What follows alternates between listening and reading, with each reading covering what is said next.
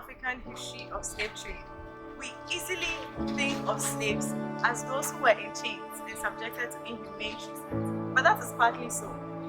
Once you're working for somebody from 8 a.m. to 5 p.m. and even beyond, you are a slave to the person, and that person is your master. Slaves and masters is our topic for discussion this week. Welcome to episode 40 of Weekly Nuggets. In Ephesians chapter 6, verses 5 to 9, I read, "Slaves, obey your human masters with fear and trembling, and do it with a sincere heart, as though you were serving Christ. Do this not only when they are watching you, because you want to gain their approval, but with all your heart. Do what God wants as slaves of Christ. Do your works as slaves cheerfully, as though you served the Lord and not merely human beings. Remember that the Lord will reward each of us, whether slave or free, for the good work we do. Masters, behave in the same way toward your slaves, and stop using threats. Remember that you and your slaves belong to the same master in heaven, who judges everyone by the same standard."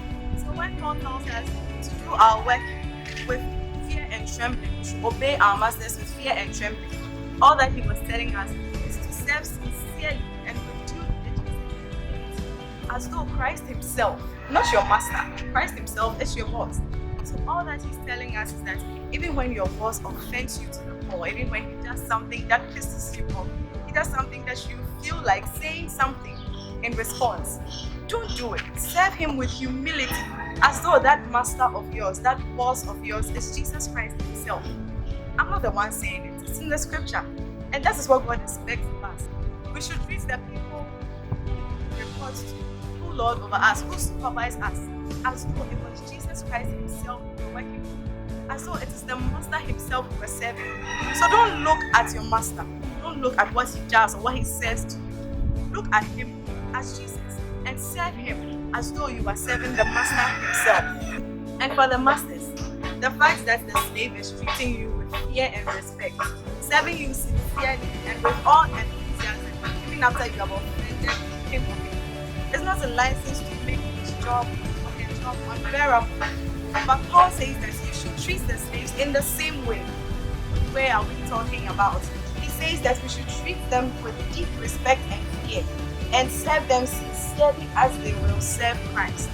So in the same manner that the slave is ignoring those things you are doing to him or her, and is still serving you with all enthusiasm, with all fear and respect, Paul is telling you that as a master, you're supposed to treat the slave in the same way. Why? Because at the end of the day, both the slave and the master is going to give account to God. So in effect, what Paul was telling us in the scripture we read is that slaves should try at all times to obey their earthly masters, and we should serve them with fear and respect, sincerely as though we are serving Christ. And he adds that we should try to please our masters at all times, not only when they are watching us, but every time.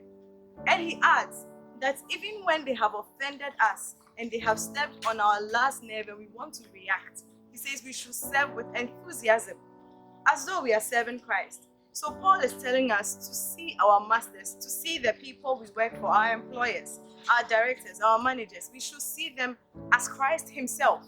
So we are working as though we are working for Christ and not that person that you can see. Because both the slave and the master have one overall master who is in heaven. And at the end of the day, we will both give accounts, whether slave or master. You will give accounts to God. And this master in heaven, this overall master, has no favorites. So he will treat the master the same way he will treat the slave. So let us be mindful of how we treat our slaves and how we treat our masters. God is expecting more from us. Thank you for listening. My name is AJ. God bless you.